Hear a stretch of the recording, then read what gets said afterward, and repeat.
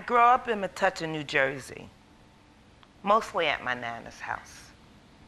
Sometimes my mother comes to visit us at night, mostly. She's not around, though.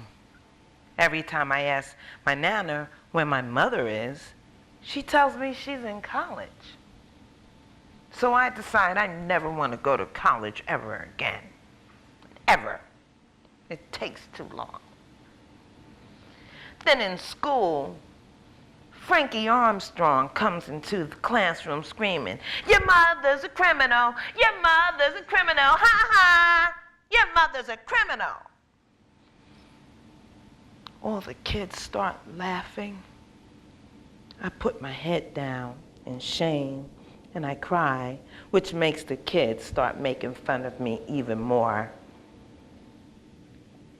My mother isn't in college.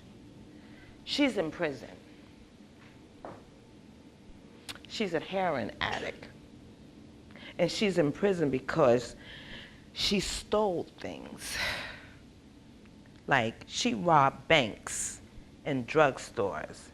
Shit, she even sold me when I was a little girl for her drugs to her drug dealers. When I learn the truth, I decide I don't want to be like my mom. I love her, but I don't want to go to prison like her. But I do. I become just like my mother, and I go to prison again and again. Instead of heroin, though, I've got a thing for crack. I leave my daughter with my family just like my mother left me. And for years, I am a homeless prostitute running from the law. I remember it like it was yesterday. It's a cold winter day in February 1999. I'm coming out of a laundromat bathroom, blowing the last puff of crack smoke out of my mouth. I hurry to the front door and I exit and I exhale the smoke. And I stand there paralyzed, and slowly a cop car drives up. Officer steps out of the car and he walks up to me and says, "Okay, miss, where's it at?" I'm standing there looking stupid, and I play dumb. "Damn, you stink!" The officer's partner gets out of the car, and somehow, in a moment of clarity, I can see him seeing my desperation and hopelessness in my eyes. He pulls the other officer aside, says something to him, and the one that insulted me walks away. The young officer says words I will never, ever, ever forget. He says, "Look, miss, we got a warrant out for your arrest, so we're going to take you in and get you some help and clean you up." He says, "Because you're not being arrested." He says, "You're being rescued." He says, "Look at you. You're going to die out here." Oh, they take me to Rikers Island. I walk into dorm 17, a big room with all these beds and women of all walks of life, and I walk in there with a toothbrush, a blanket, and a set of sheets. I'm scared out of my fucking mind. I have to undress in front of a corrections officer, stand in the bathroom in a line with other strange women, butt naked, until the officer says, "Turn around, squat, cough." It is so humiliating. What am I doing locked up with these criminals? I'm not a criminal.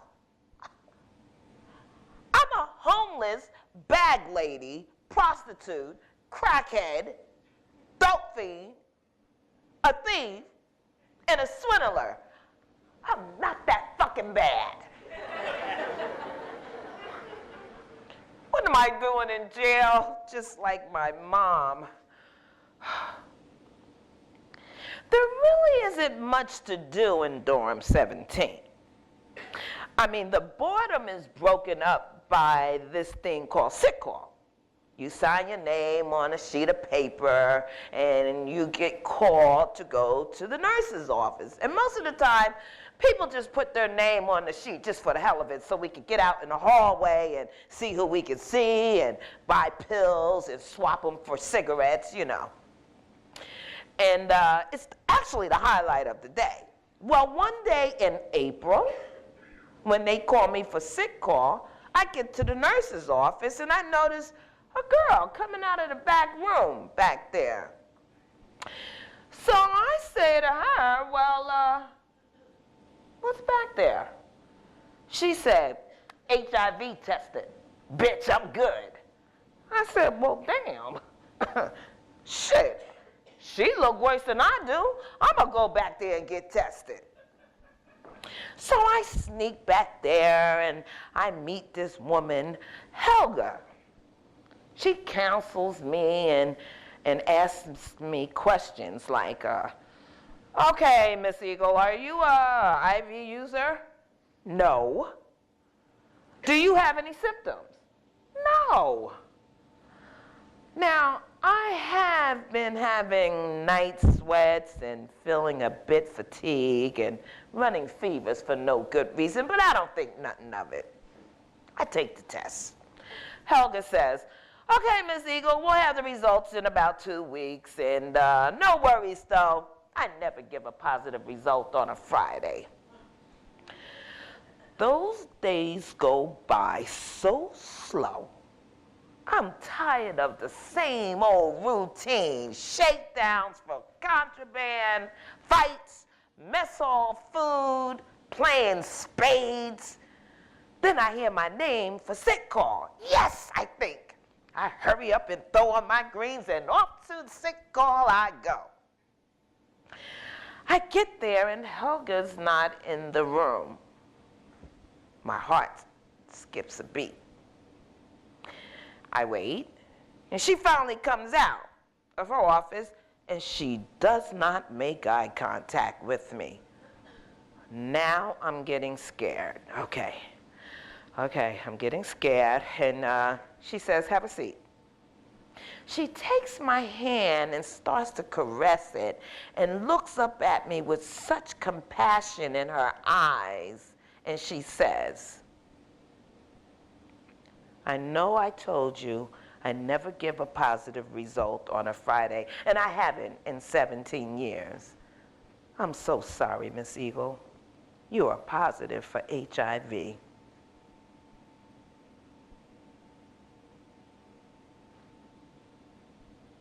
I can't believe my ears. The first thought I have is that I want to die right then and there. I completely break down in the office. I cry, she cries, we cry together. Then I have a new thought. I don't want to die. All of a sudden I want to live. I just want one more chance. I want my life to start all over again, but there's no way. I'm tainted, damaged goods. Look at me. I'm so sad. I can't let anyone know, though. I go back to dorm 17, and I have to pretend that I'm good and wait till lights out. And I cry into my pillow all night long. Yeah, that was a long time ago. A long time of relapses and rehabs and going on a run from parole because I didn't show up to pee in a cup. Because I knew I wasn't ready. I was still getting high. It felt like I just could not stop. Finally, I was mandated to some freaking place called Samaritan Village in some godforsaken town called Ellenville, New York. There, I sit in a circle in those hard-ass blue chairs and countless groups, group after group after group. God, I'm tired of being told how self-centered and manipulative I am, and how I've chosen drugs over my daughter the way my mother chose drugs over me, that I have to let go of my street mentality if I want to do anything with my life, how I have to stop being so self-centered and living in Valerieville if I want to make it in the world. I have no inkling how to become a woman of integrity, live a normal life, and that kind of stuff. Who does that? But since my diagnosis, I've developed a will to live.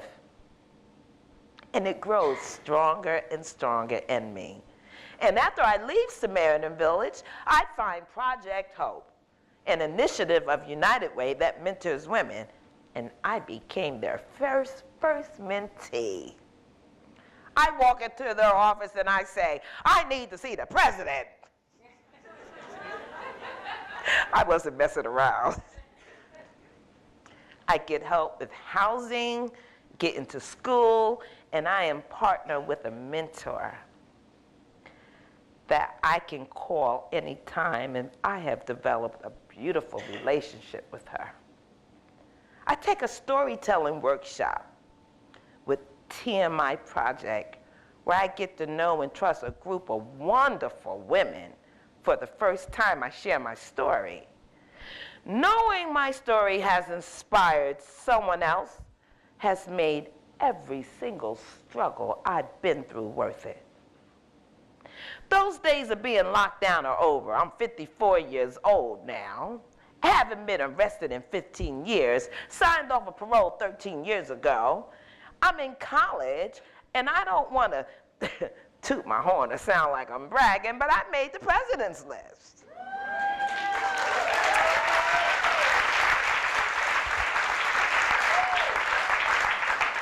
I'm doing pretty damn well. I have a great relationship with my daughter, who just made me a grandmother. I have a home. I no longer hold my head down in shame. No, I hold it high with grace. Yeah, sometimes the virus rears its ugly head, giving me swollen lymph nodes and low-grade fevers and diarrhea and shit. But it's okay. Finding out I had the virus made me want to live again, and I am. I am living a life worth living. I have never felt more alive. Thank you.